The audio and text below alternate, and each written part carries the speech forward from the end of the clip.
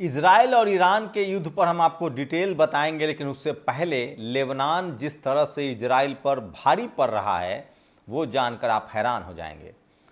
आपको अंदाज़ा नहीं होगा, आप भरोसा नहीं करेंगे।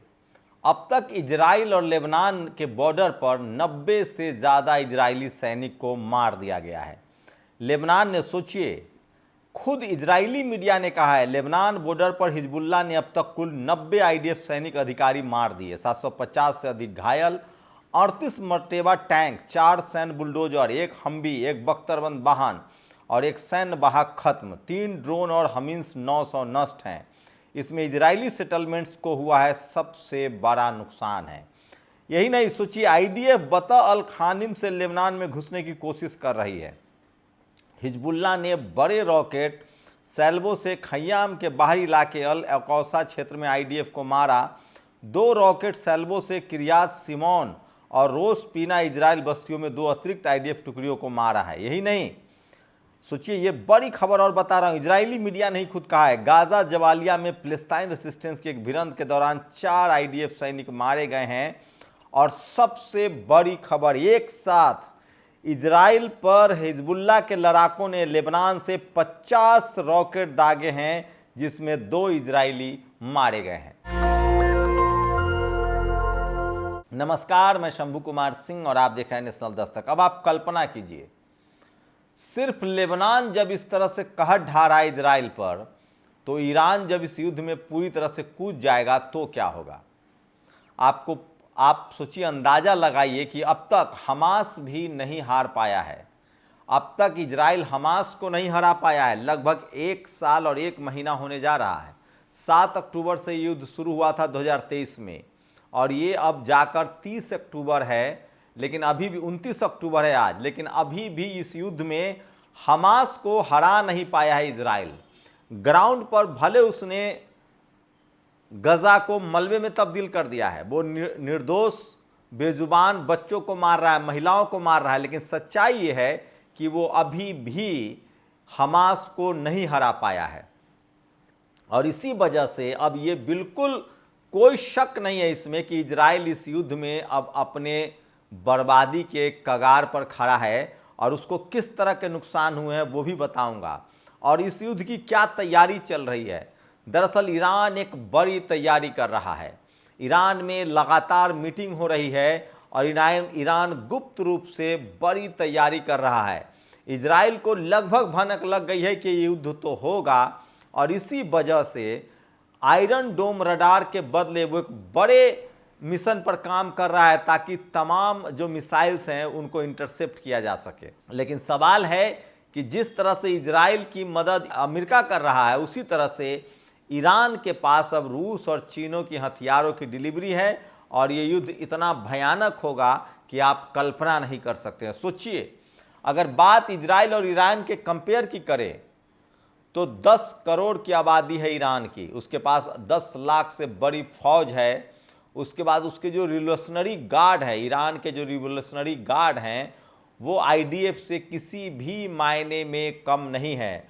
और उसके बाद उनको चीन और रूस से जिस तरह से हथियार मिल रहे हैं, इससे तो साफ है कि ये युद्ध बहुत भयानक होने जा रहा है। इसी बीच ये जो आप तस्वीर देख रहे हैं, ये हिजबुल्लाह का नया कमांडर है, जिसको लेकर अब दुनिया भर में बातचीत हो रही है, नईम कासिम।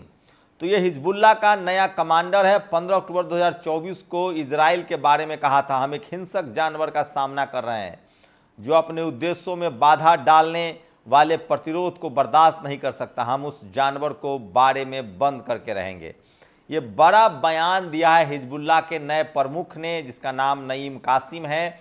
और इसी तरह से सोचिए, हमास के प्रमुख ने भी बड़ा बयान दिया है। हमास प्रमुख के मरने के बाद लगातार जिम्मेदारी ली जाए, तो सबसे बड़ी जो इजराइल की मुश्किल है कि हर एक फिलिस्तीनी अब इस आज़ादी की लड़ाई में शामिल है और उसके पास हथियार भी है। तो ये सबसे बड़ी खबर है, सबसे बड़ी अपडेट है। अमेरिका लगातार दोहरी नीति अपना रहा है। एक तो अमेरिका में चुनाव है, इसलिए खुल के जो बाइडेन कुछ बोल नहीं रहे हैं।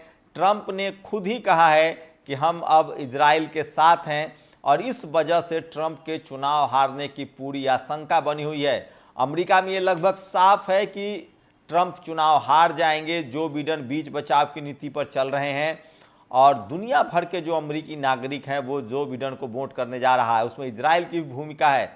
ट्रंप लगातार इजराइल के साथ बने हुए हैं, लेकिन जो बिडेन ने, कमला हैरिस ने बीच का रास्ता लिया। इसका मतलब है कि अमेरिका भी अब धीरे धीरे इजराइल का साथ छोड़ रहा है। वहीं सबसे जो खास बात है कि मिडिल ईस्ट और खासकर इस्लामिक देश और उसके बाद मुस्लिम कंट्री जो हैं वो धीरे धीरे ही सही अब उनको लगने लगा है कि इजराइल ने मासूम बच्चों पर हमला किया है, मासूमों पर प्रहार किया है। कल तक जो इजराइल ये साबित करता रहता था कि दरअसल फिलिस्तीन का हमला आतंकी हमला है, हमास का हमला आतंकी हमला है, इस पूरे युद्ध में वो पूरी तरह से बेनकाब हो गया है और दुनिया को लगने लगा है कि असली आतंकी हमला तो अब इजराइल कर रहा है, जो युद्ध के नियमों को नहीं मान रहा है। सैनिकों को मारने की बजाय वो निर्दोष लोगों पर, बच्चों पर, महिलाओं पर, स्कूल पर, अस्पताल पर, इन सब जगहों पर बमबारी कर रहा है। और इस वजह से इजराइल को पूरी तरह से टेरर के रूप में आइडेंटिफाई किया जा रहा है, चाहे वो यूनाइटेड नेशंस हो या फिर वर्ल्ड। जिस तरह से आपने देखा होगा कि जो इंटरनेशनल कोर्ट है उसने भी बेंजामिन नेतन्याहू को कॉन्फ्लिक्ट वार के लिए, कॉन्फ्लिक्ट के लिए दोषी माना है। यूनाइटेड नेशन में 100 से ज़्यादा देशों ने कहा है कि ये युद्ध बंद होना चाहिए। तो नैतिक रूप से भी अगर बात करें तो ईरान का पलड़ा भारी है, इजराइल का पलड़ा नीचे है। वहीं इजराइल के लिए अब संभव नहीं है क्योंकि ये युद्ध इतना बड़ा होता जा रहा है। और सोचिए, जैसे जैसे रूस और चीन की हथियार की सप्लाई लेबनान और हिजबुल्लाह के लिए बढ़ रहा है, वैसे वैसे हिजबुल्लाह खतरनाक होता जा रहा है। और इजराइल के पास जो आयरन डोम रडार था वो काम नहीं कर रहा है, और एक एक दिन में 50 से लेकर 100 मिसाइलें जो है वो हिजबुल्लाह दाग रहा है। तो युद्ध बड़ा होता जा रहा है, इजराइल फंसता जा रहा है। मैं फिर कह रहा हूं, इसमें जीत हार का कोई लॉजिक नहीं है। अंत में फाइनली इजराइल को सरेंडर करना पड़ेगा, युद्ध रोकना पड़ेगा, और ग्लोबली उसकी जो उस पर जो जुर्माने लगेंगे, जिस तरह से हिटलर ने सेकेंड वर्ल्ड वॉर में, फर्स्ट वर्ल्ड वॉर में जिस तरह से जर्मनी पर पाबंदियां लगी थी, उसके बाद हिटलर ने जिस तरह से सेकेंड वर्ल्ड वॉर किया था, तो बेंजामिन नेतन्याहू अगर कोई बड़ा युद्ध होता है तो उसके लिए जिम्मेदार माना जाएगा। लेकिन एक बात तय है कि इस युद्ध में न तो हमास पीछे हट रहा है, न हूती पीछे हट रहा है, न लेबनान के हिजबुल्लाह पीछे हट रहे हैं, और न ईरान पीछे हट रहा है। लेकिन सबसे बड़ी बात है कि सेकेंड वर्ल्ड वॉर के बाद ये दूसरा बड़ा पहला मौका होगा जब किसी न्यूक्लियर वेपन वाले देश का युद्ध न्यूक्लियर वेपन वाले देश से होने जा रहा है। सेकेंड वर्ल्ड वॉर के बाद देखेंगे कि ज़्यादातर युद्ध में कमज़ोर देशों पर ही हमले हुए हैं। एक भारत ही मात्र ऐसा देश रहा है जिसने पाकिस्तान को, जिसके पास कहा जाता था उस समय कि एटॉमिक हथियार है, उसके बाद भी पाकिस्तान पर हमला हुआ, पाकिस्तान को जीता गया, और बाद में पाकिस्तान के 2 टुकड़े कर दिए गए, बांग्लादेश बना, पाकिस्तान बना। उसके बाद से कोई और युद्ध इस तरह का नहीं हुआ। अमेरिका जो भी युद्ध लड़ता रहा है अब तक, चाहे वो वियतनाम में हो या फिर वियतनाम के पास एटॉमिक हथियार नहीं थे, उसके बाद आपको बता दें कि अफ़गानिस्तान के पास एटॉमिक हथियार नहीं थे, लिबिया के पास नहीं था, आपको बता दें कि इस तरह से किसी भी देश के पास कोई अपना एटॉमिक हथियार नहीं था, और अमेरिका समंदर में युद्धपोत खड़ा करके युद्ध लड़ता था। लेकिन पहली बार ऐसा हो रहा है कि ईरान और इजराइल के बीच दोनों के पास आधुनिक हथियार है, आधुनिक फाइटर विमान है, और दोनों पड़ोसी देश है। और अगर ये युद्ध होता है तो आप इसकी मतलब ये कितना भयानक होगा, कितना विभत्स होगा और कितना मारक होगा, आप इसकी कल्पना नहीं कर सकते हैं। क्योंकि जो हिरोशिमा और नागासाकी पर जो बम गिराए गए थे, परमाणु बम, उससे कहीं बड़े बड़े बम हैं आज, और उससे वही कहीं मारक क्षमता वाले मिसाइल हैं। तो पूरी दुनिया की नज़र बनी हुई है इजराइल और ईरान पर। पूरी दुनिया की कोशिश है, तमाम राजनयिक कोशिश कर रहे हैं कि युद्ध न हो, लेकिन ईरान की एक ही शर्त है कि हम पर हमला हुआ है, हम बदला लेंगे। समझौता तभी हो सकता है जब इजराइल इस युद्ध को रोके। लेकिन ये हाथ से अब बात निकल चुकी है, और 7 देश एक साथ इजराइल के खिलाफ मोर्चा खोले हुए हैं।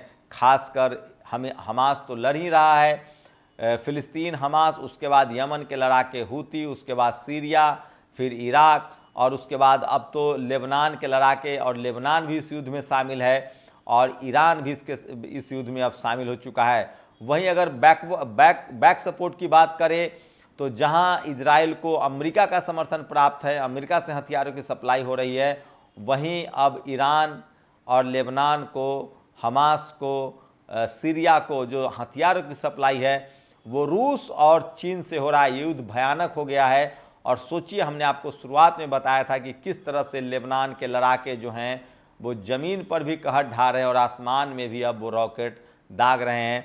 तो युद्ध लगातार बड़ा होता जा रहा है। कहाँ बेंजामिन नेतन्याहू को गुमान था, इजराइल को गुमान था कि वो 15 दिन या महीने भर में युद्ध को ख़त्म कर देगा।